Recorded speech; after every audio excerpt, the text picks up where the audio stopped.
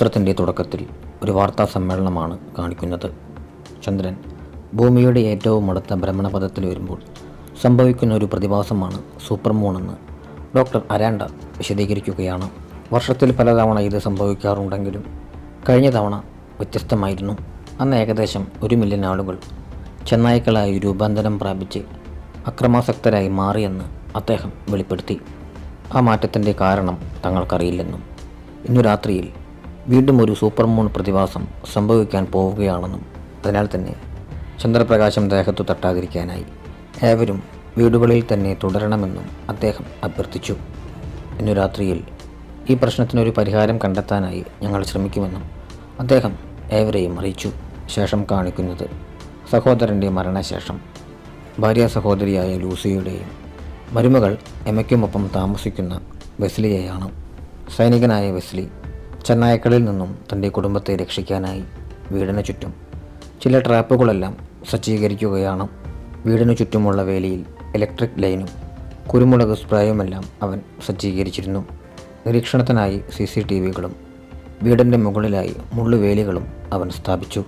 ഈ ഒരു സമയത്താണ് അയൽക്കാരനായ കൂടി വെടിവെച്ച് പരിശീലിക്കുന്ന ശബ്ദം വെസ്ലി കേൾക്കുന്നത്.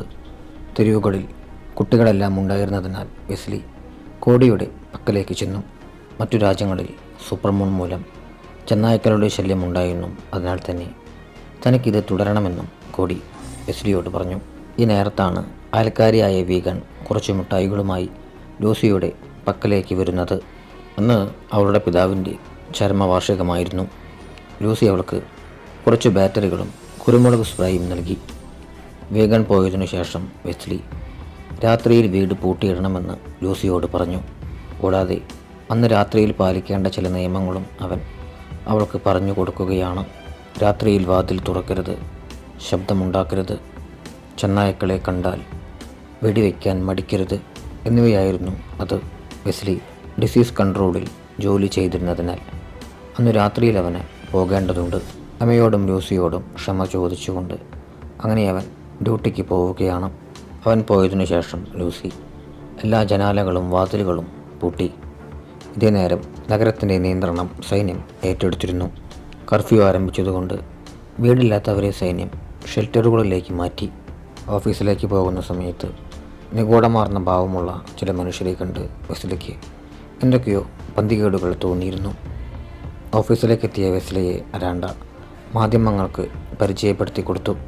ഈ ഒരു സമയത്ത് അവിടെ ഇവാനും മാമയും ഉൾപ്പെടെയുള്ള മറ്റു 2 ശാസ്ത്രജ്ഞന്മാർ കൂടിയുണ്ടായിരുന്നു. സൂപ്പർമൂൺ പ്രതിഭാസം മനുഷ്യരുടെ DNA-യിൽ മാറ്റങ്ങൾ വരുത്തുന്നുണ്ടെന്നും അന്നത്തെ ചന്ദ്രപ്രകാശം പതിക്കുമ്പോഴാണ് ഇത് സംഭവിക്കുന്നതെന്നും അരാൻഡ വിശദീകരിച്ചു. ഇന്ന് രാത്രിയിൽ ഞങ്ങൾ ഈ മ്യൂട്ടേഷൻ തടയാനുള്ള ഒരു പരീക്ഷണം നടത്തുന്നുണ്ടെന്നും ഞങ്ങൾ വികസിപ്പിച്ചെടുത്ത മോൺസ്ക്രീൻ എന്ന ദ്രാവകം അതിന് പര്യാപ്തമാണെന്നും അദ്ദേഹം വിവരിച്ചു. പരീക്ഷണം വിജയിച്ചാൽ മ്യൂട്ടേഷൻ സംഭവിക്കാതിരിക്കാൻ ഈ ദ്രാവകം ഉപയോഗിക്കാമെന്നും അദ്ദേഹം വിശദീകരിച്ചു. എല്ലാവരും വീടുകളിൽ തന്നെ തുടരാൻ അഭ്യർത്ഥിച്ചുകൊണ്ട് അദ്ദേഹം വാർത്താ സമ്മേളനം അവസാനിപ്പിച്ചു. ശേഷം അവരേവരും പരീക്ഷണശാലയിലേക്ക് ചെല്ലുകയും പുറത്തേക്കുള്ള വാതിലുകളെല്ലാം അടയ്ക്കുകയും ചെയ്തു. പരീക്ഷണത്തിനായ അവിടേക്ക് കഴിഞ്ഞ വർഷം ചെന്നായയായി മാറിയിരുന്ന തൻ്റെ കാമുകനായ മൈൽസിനെ കൊണ്ടുവരുന്നത് ആമി വേദനയോടെ വീക്ഷിക്കുകയാണ്. അവൾ അയാളെ അവസാനമായി ചുംബിച്ചിരുന്ന രംഗം ഓർത്തെടുത്തു. പരീക്ഷണത്തിന് തയ്യാറായി അവൻ സ്വയം മുന്നോട്ട് വരികയായിരുന്നു. സൂപ്പർമൂൺ പ്രതിഭാസം സംഭവിക്കുമ്പോൾ ചെന്നായയായി മാറുമെന്നുള്ളതിനാൽ അവർ മൈൽസിനെ ചെങ്ങലയിലിട്ട് ഒരു കൂട്ടിലടച്ചു. പിന്നീട് വെസ്ലിയും മറ്റ് ശാസ്ത്രജ്ഞന്മാരും സുരക്ഷയ്ക്കായി സ്യൂട്ടുകൾ അണിയുകയാണ്. ശേഷം അവർ തങ്ങളുടെ സ്യൂട്ടിന് മുകളിലായി അവർ കണ്ടെത്തിയിരുന്ന മോൺസ്ക്രീൻ എന്ന ദ്രാവകം തെളിച്ചു. ഒരു സമയത്ത് പരീക്ഷണത്തിനായി എത്തിയിരുന്നൊരു യുവതിക്ക് ഭയം തോന്നി പിന്മാറണമെന്ന് അഭ്യർത്ഥിക്കുകയാണ്. എന്നാൽ ശാസ്ത്രജ്ഞന്മാർ ഈ ഒരു ആവശ്യം അംഗീകരിച്ചിരുന്നില്ല. ഈ ഒരു സമയത്താവട്ടെ പരീക്ഷണത്തിനായി അവിടേക്ക് എത്തിയിരുന്ന ബാക്കിയുള്ളവരെല്ലാം ആവേശത്തിലായിരുന്നു. മൈൽസ് ആ ഒരു യുവതിയെ ശാന്തയാക്കാനായി ശ്രമിച്ചു. ശേഷം അവർ ചന്ദ്രപ്രകാശം അകത്തേക്ക് കടത്തിവിടാനായി സീലിംഗ് തുറന്നു. എന്നാൽ പരീക്ഷണത്തിനായി അവിടേക്ക് കൊണ്ടുവന്നിരുന്ന മനുഷ്യരാരും തന്നെ രൂപാന്തരപ്പെട്ടിരുന്നില്ല. അതായത് അവർ കണ്ടുപിടിച്ചിരുന്ന മോൺസ്ക്രീൻ എന്ന ദ്രാവകം ഫലപ്രദമായി പ്രവർത്തിക്കുന്നുണ്ട്. എത്രയും വേഗം സാമ്പിളുകൾ ശേഖരിക്കാനായി അരാൻഡ തൻ്റെ ടീം അംഗങ്ങൾക്ക് നിർദ്ദേശം നൽകി. പിന്നീട് വെസ്ലിയും അരാൻഡയും ആ സാമ്പിളുകൾ പരിശോധിച്ചു. എന്നാൽ ഈ ഒരു സമയത്ത് മൈൽസ് ഒരു ചെന്നായിയായി രൂപാന്തരപ്പെടാൻ ആരംഭിച്ചു. അതോടെ അവർ കണ്ടുപിടിച്ചിരുന്ന മോൺസ്ക്രീൻ എന്ന ദ്രാവകം 60 മിനിറ്റ് മാത്രമേ പ്രവർത്തിക്കുന്നുള്ളൂവെന്ന് അവർ തിരിച്ചറിഞ്ഞു. ഉടൻ തന്നെ ഇവാൻ വീണ്ടും മൈൽസിൻ്റെ ദേഹത്തേക്ക് മോൺസ്ക്രീൻ സ്പ്രേ ചെയ്യാനായി ശ്രമിച്ചു. ഈ ഒരു സമയത്ത് പരീക്ഷണത്തിനായി അവിടേക്ക് കൊണ്ടുവന്നിരുന്ന മറ്റു മനുഷ്യരും ചെന്നായ്ക്കളായി രൂപാന്തരം പ്രാപിക്കാൻ തുടങ്ങിയിരുന്നു. ഉടൻ തന്നെ ആമി സീലിംഗ് അടയ്ക്കാനായി നിർദ്ദേശിച്ചു. എന്നാൽ ഈ ഒരു സമയത്ത് മൈൽസ് സ്പ്രേ ചെയ്യാൻ കൊണ്ടുവന്നിരുന്ന മെഷീൻ തള്ളിയിട്ടിരുന്നു. അത് വീണ് അവിടെയുണ്ടായിരുന്ന ഉപകരണങ്ങൾക്ക് കേടുപാടുകൾ സംഭവിച്ചു. അങ്ങനെ ഷോർട്ട് സർക്യൂട്ട് ഉണ്ടാവുകയും സീലിംഗ് അടയ്ക്കാൻ സാധിക്കാത്തൊരവസ്ഥ സംജാതമാവുകയും ചെയ്തു. ഈ ഒരു സമയത്തിനുള്ളിൽ തന്നെ പരീക്ഷണത്തിനായി കൊണ്ടുവന്നിരുന്ന ആളുകളെല്ലാം ചെന്നായ്ക്കളായി രൂപാന്തരം പ്രാപിച്ചു കഴിഞ്ഞിരുന്നു. ഈ ഒരു സമയത്ത് യന്ത്രങ്ങൾ പൊട്ടിത്തെറിച്ച് അവിടെയൊരു തീപിടുത്തം കൂടി ഉണ്ടാവുകയാണ്. രക്ഷപ്പെടാൻ ശ്രമിക്കുന്നതിനിടെ തെറിച്ച് വീണ് അരാൻഡയുടെ സ്യൂട്ടിന് കേടുപാടുകൾ സംഭവിച്ചു. ഈ ഒരു കാഴ്ച കണ്ട് അരാൻഡയെ രക്ഷിക്കാനായി വെസ്ലി അവിടേക്ക് ഓടിയെത്തി. പക്ഷേ അപ്പോഴേക്കും ചന്ദ്രപ്രകാശമേറ്റ് അരാൻഡ ഒരു ചെന്നായിയായി മാറിക്കഴിഞ്ഞിരുന്നു. ചെന്നായിയായി മാറിയ അരാൻഡ സ്യൂട്ടിനുള്ളിൽ നിന്നും പുറത്തേക്ക് വന്നു. ഉടൻ തന്നെ അയാൾ ഇവാനെ ആക്രമിച്ച് പരിക്കേൽപ്പിച്ചു. ഈ ഒരു കാഴ്ച കണ്ട് മറ്റൊരു ശാസ്ത്രജ്ഞൻ നിറയൊഴിക്കുകയും ചെന്നായിയായി മാറിയവൻ ഓടിപ്പോവുകയും ചെയ്തു. എന്നാൽ ചില വെടിയുണ്ടകൾ ലക്ഷ്യം തെറ്റി അവിടെ ഉണ്ടായിരുന്ന കൂടുകളിലേക്ക് പതിച്ചു. വെസ്ലി ഇവാനെ രക്ഷിച്ച് അവിടെ നിന്നും കൊണ്ടുപോവുകയാണ്. അതേസമയം ചെന്നായ്ക്കളായി മാറിയിരുന്ന മനുഷ്യർ കൂടുകളിൽ നിന്നും പുറത്തേക്ക് വരികയും ശാസ്ത്രജ്ഞരെ കൊലപ്പെടുത്തുകയുമാണ്. സ്ഫോടനം മൂലം ലൈറ്റുകൾ ഓഫാവുകയും പുക നിറഞ്ഞ് കാഴ്ച മറയുകയും ചെയ്തിരുന്നു. ഇരുട്ടിൻ്റെ മറവിൽ ചെന്നായ്ക്കൾ ശാസ്ത്രജ്ഞരെ ഒന്നൊന്നായി കൊലപ്പെടുത്തി. ഈ സമയത്തൊരു ചെന്നായ അവിടെ ഉണ്ടായിരുന്ന ഒരു ശാസ്ത്രജ്ഞനെ ചില്ലുജാലകത്തിലേക്ക് എടുത്തെറിഞ്ഞു. അങ്ങനെ ചെന്നായ്ക്കൾ ലാബിൻ്റെ കൂടുതൽ ഭാഗങ്ങളിലേക്ക് പ്രവേശിക്കുകയാണ്. ചെന്നായ്ക്കൾ ശാസ്ത്രജ്ഞരെ ക്രൂരമായി കൊലപ്പെടുത്തിക്കൊണ്ടിരിക്കുകയാണ്. ഈ ഒരു കാഴ്ച കണ്ട് ഞെട്ടിത്തെറിച്ച ആമി ഇവാൻ്റെയും വെസ്ലിയുടെയും പക്കലേക്ക് ഓടി. അവർ അവിടെ നിന്നും പുറത്തു കടക്കാനായി ശ്രമിക്കുന്നതിനിടെ ഒരു ചെന്നായ അവിടേക്കെത്തി. ഭാഗ്യവശാൽ ചെന്നായ എത്തുന്നതിലും തൊട്ടു മുൻപ് അവർക്ക് അവിടെ നിന്നും മറ്റൊരു മുറിയിലേക്ക് ഓടി മാറുവാനായി സാധിച്ചു. ഈ ഒരു സമയത്ത് ശാസ്ത്രജ്ഞന്മാരുടെ വെടിയേറ്റ് ആ ഒരു ചെന്നായ കൊല്ലപ്പെട്ടിരുന്നു. വെസ്ലിയും ആമയും കൂടി ഇവാനെ രക്ഷിക്കാനായി ശ്രമിച്ചെങ്കിലും രക്തം വാർന്ന് ഇവാൻ മരണത്തിനു കീഴടങ്ങി. പിന്നീട് ആമി തൻ്റെ കാമുകനായ മൈൽസിനെ കണ്ടെത്താനായി ശ്രമിക്കുകയാണ്. എന്നാൽ വെസ്ലി അവളെ തടഞ്ഞു. അവനൊരു ചെന്നായയായി മാറിയിരിക്കുകയാണെന്നും അവൻ്റെ പക്കലേക്ക് പോകുന്നത് അപകടമാണെന്നും വെസ്ലി അവളെ അറിയിച്ചു. മറ്റു ജീവനക്കാരെല്ലാം ഓടിപ്പോയെന്നും ചെന്നായ്ക്കൾ വരുന്നതിന് മുൻപ് നമുക്കിവിടെ നിന്നും രക്ഷപ്പെടണമെന്നും വെസ്ലി ആമയെ അറിയിച്ചു. ഈ ഒരു സമയത്ത് ലൂസി അയൽപ്പക്കത്തെ വീടുകളിൽ നിന്നും ചെന്നായ്ക്കൾ ഓരിയിടുന്ന ശബ്ദം കേൾക്കുന്നുണ്ടായിരുന്നു. അതേസമയത്ത് ആവട്ടെ വേഗൻ അമ്മയെ കാണാതെ തിരയുകയായിരുന്നു. ഭീതിയോടെ നിന്നിരുന്ന അവൾക്ക് പുറകിലായി ആ സമയത്ത് ഒരു ചെന്നായയുണ്ടായിരുന്നു. സുരക്ഷാ ക്യാമറകൾ പരിശോധിച്ച ലൂസി തെരുവിലൂടെ ചെന്നായ്ക്കൾ ഓടി മാറുന്ന കാഴ്ച കണ്ടു. ഇതേസമയം കോടിയുടെ വീടിൻ്റെ പരിസരത്തേക്കും ഒരു ചെന്നായ എത്തിയിരുന്നു. കോടി ചെന്നായ്ക്കു നേരെ നിറയൊഴിച്ചെങ്കിലും ഒന്നും ലക്ഷ്യം കണ്ടിരുന്നില്ല. ഈ ഒരു സമയത്ത് ചെന്നായ അവൻ്റെ വീടിൻ്റെ ജനാല തകർക്കുകയാണ്. അതോടെ ചന്ദ്രപ്രകാശം ദേഹത്തു പതിച്ച് കോടിയും ഒരു ചെന്നായയായി രൂപാന്തരം പ്രാപിക്കുകയാണ്. അതേസമയം ആമയും വെസ്ലിയും ചെന്നായ്ക്കളുടെ കണ്ണിൽപ്പെടാതെ ഓഫീസിൽ നിന്നും രക്ഷപ്പെടാനായി ശ്രമിക്കുകയായിരുന്നു. അവർ ഓഫീസിലുണ്ടായിരുന്ന ആയുധപ്പുരയിലേക്ക് കയറി പരമാവധി ആയുധങ്ങൾ കൈക്കലാക്കി. ശേഷം അവർ തങ്ങളുടെ ശരീരത്തിൽ മോൺസ്ക്രീൻ പുരട്ടി. അതിൻ്റെ ഡോസ് കഴിയുന്നതറിയാനായി അവർ 60 മിനിറ്റിൽ അലാം സജ്ജീകരിച്ചു. നമ്മളിൽ ആരെങ്കിലും ചെന്നായയായി മാറിയാൽ മറ്റേയാൾ വെടിവെച്ച് കൊല്ലണമെന്ന് വെസ്ലി ആമയോട് പറഞ്ഞു. അവിടെ നിന്നും പുറത്തേക്ക് പോകുന്ന സമയത്ത് അവർ മൈൽസിനെ കാണാനിടയായി. ആമി അവൻ്റെ ശ്രദ്ധ തിരിക്കാനായി അവിടെയുണ്ടായിരുന്ന ലൈറ്റിലേക്ക് നിറയൊഴിച്ചു. ശേഷം അവരിരുവരും വെസ്ലിയുടെ കാറിലേക്ക് കയറി അവിടെ നിന്നും പരമാവധി വേഗത്തിൽ ഓടിച്ചു പോവുകയാണ്. ഈ ഒരു സമയത്ത് വെസ്ലി ലൂസിയെ ഫോൺ വിളിച്ചിരുന്നു. ഈ ഒരു സമയത്താണ് ലൂസി CCTV ക്യാമറയിലൂടെ അകത്തേക്ക് പ്രവേശിക്കാനായി അപേക്ഷിക്കുന്ന വേഗനെ കാണുന്നത്. വേഗൻ്റെ അമ്മയെ ഇതിനോടകം തന്നെ ചെന്നായ കൊന്നുകഴിഞ്ഞു. ലൂസി അവളെ സഹായിക്കാനായി തീരുമാനിച്ചു. എന്നാൽ വാതിൽ തുറക്കുന്നത് അപകടമാണെന്ന് വെസ്ലി അവൾക്ക് മുന്നറിയിപ്പ് നൽകി. എന്നാൽ ഈ ഒരു സമയത്ത് ഒരു ചെന്നായ വേഗനെ ആക്രമിച്ച് കൊലപ്പെടുത്തി. അത് കേട്ട് വെസ്ലിയുടെ ശ്രദ്ധ തെറ്റുകയും അവൻ്റെ കാർ ഒരു ബസ്സിലേക്ക് ഇടിച്ച് കയറുകയും ചെയ്തു. പിന്നാലെ കോള് കട്ടായതോടെ എന്താണ് സംഭവിച്ചതെന്നറിയാതെ ലൂസി പരിഭ്രാന്തിയിലായി. ഈ ഒരു സമയത്ത് ചെന്നായയായി മാറിയ കോടി ലൂസിയുടെ വീട്ടിലേക്ക് അതിക്രമിച്ചു കടക്കാനായി ശ്രമിക്കുകയായിരുന്നു. എന്നാൽ ഇലക്ട്രിക് വേലികളുള്ളതിനാൽ അവനതിന് സാധിച്ചിരുന്നില്ല. കോടിയെ ക്യാമറയിലൂടെ കണ്ട ലൂസി അവനെ അകറ്റി നിർത്താനായി കുരുമുളക് സ്പ്രേ പ്രയോഗിച്ചു. കാറിന് ചുറ്റും തീ പടർന്നതോടെ ആമയും വെസ്ലിയും കാറിൽ നിന്നും പുറത്തേക്കിറങ്ങാനായി ശ്രമിക്കുകയാണ്. ഇതിനിടെ വെസ്ലിയുടെ ഫോൺ അവൻ്റെ കയ്യിൽ നിന്നും താഴെ വീണ് പോയിരുന്നു. ഇരുവരും അവിടെ നിന്നും മുന്നോട്ടേക്ക് നീങ്ങി. ഈ ഒരു സമയത്ത് അവർ ചെന്നായ്ക്കളെ കാണുകയും അവിടെ ഒളിച്ചിരിക്കാൻ നിർബന്ധിതരാവുകയും ചെയ്തു. പിന്നീട് അവർ കാറുകൾക്കിടയിലൂടെ പതിയെ മുന്നോട്ടേക്ക് നീങ്ങുകയാണ്.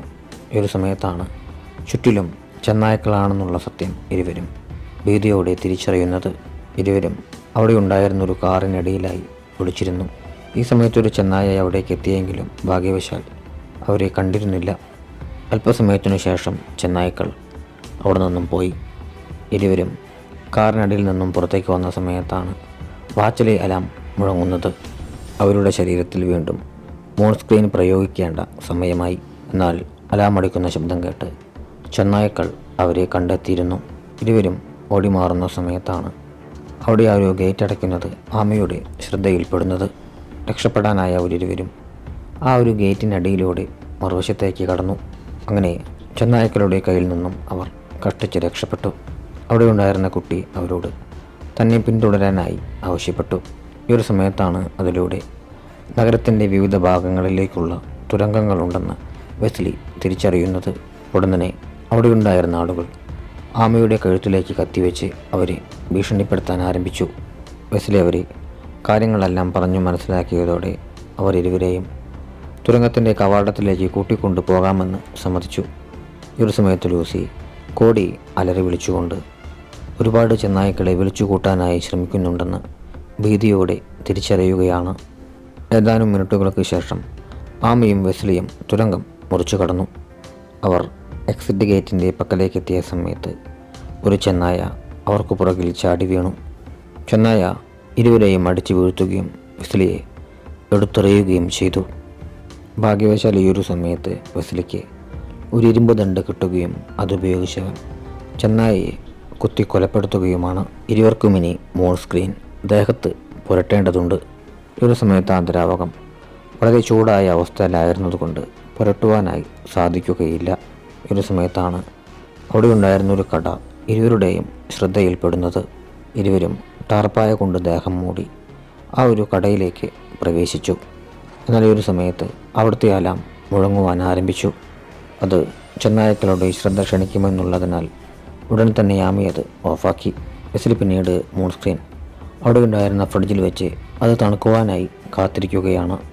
അല്പസമയത്തിനു ശേഷം വെസ്ലി നിഗൂഢമാർന്നൊരു ശബ്ദം കേൾക്കുകയും പൂച്ചയെ ഭക്ഷിക്കുന്ന ചെന്നായായി മാറിയ ഒരു കുട്ടിയെ കാണുകയും ചെയ്തു. ആ കുട്ടിയെ വെടിവെച്ച് കൊല്ലാൻ വെസ്ലി ആഗ്രഹിച്ചിരുന്നില്ല. ആ കുട്ടി ആക്രമിക്കാനൊരുങ്ങിയതോടെ ആമയോടേക്കെത്തി ആ കുട്ടിയെ ഷോക്കടിപ്പിച്ച് വീഴ്ത്തി. ഈ സമയത്ത് ചെന്നായ്ക്കൾ ലൂസിയുടെ വീട്ടിലെ ക്യാമറകളെല്ലാം നശിപ്പിക്കാനായി തയ്യാറെടുക്കുകയായിരുന്നു. അങ്ങനെ ചെന്നായ്ക്കൾ ശക്തിയായി അവരുടെ വൈദ്യുത ഗേറ്റുകളിൽ ഇടിക്കാൻ ആരംഭിച്ചു. അതോടെ വൈദ്യുതി ഷോർട്ടായി വീട്ടിലെ ചില ലൈറ്റുകളെല്ലാം തകരാറിലായി. അതോടെ ലൂസി CCTV ക്യാമറകൾ പരിശോധിക്കുകയാണ്. ശേഷം അവൾ ചെന്നായ്ക്കളെ നേരിടാനായി തൻ്റെ തോക്കെടുത്തു.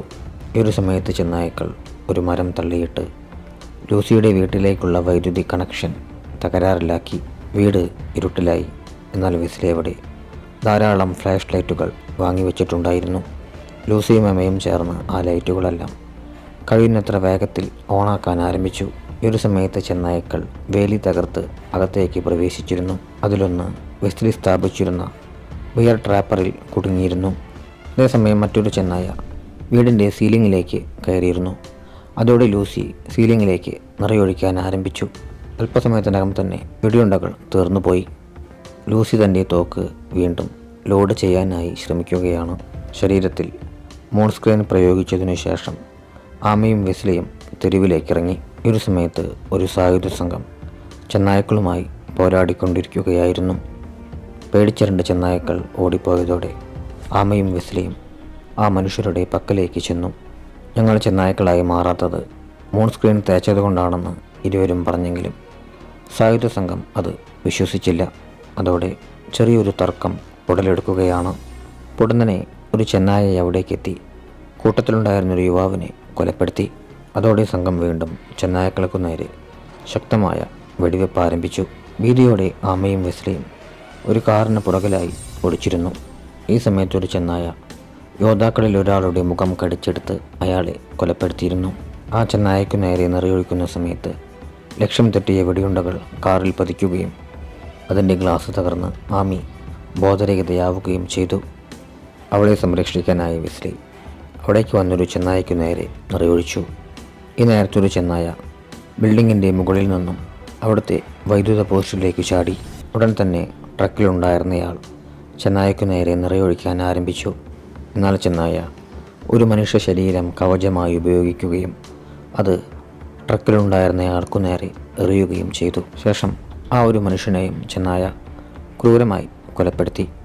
ചെന്നായ്ക്കൾ നമ്മളെ വളഞ്ഞിരിക്കുകയാണെന്നും എന്തെങ്കിലും ചെയ്തില്ലെങ്കിൽ പ്രശ്നമാകുമെന്നും ആമി വെസ്ലിയോട് പറഞ്ഞു. ശേഷം ആമി ചെന്നായ്ക്കളുടെ ശ്രദ്ധ തിരിക്കാനായി പുറത്തേക്ക് വന്ന് അലറി വിളിച്ചു. ചെന്നായ അവൾക്കരികിലേക്ക് എത്തുകയും അവളെ ആക്രമിക്കുകയും ചെയ്തു.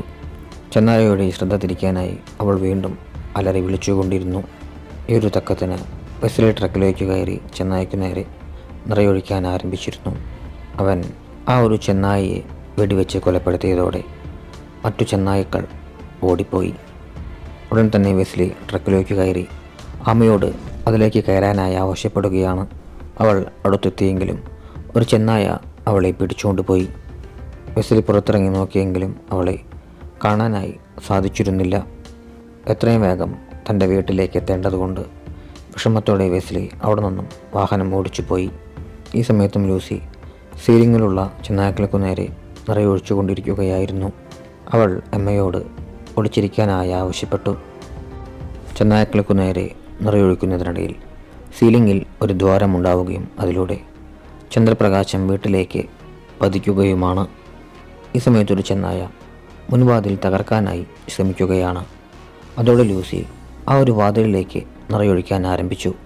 വെടിയുണ്ടകൾ തീർന്നതോടെ അവൾ അടുക്കളയിലേക്ക് ചെന്ന് ഒരു കത്തിയും എമ്മയ്ക്കായി പെപ്പർ സ്പ്രേയും കയ്യിലെടുത്തു.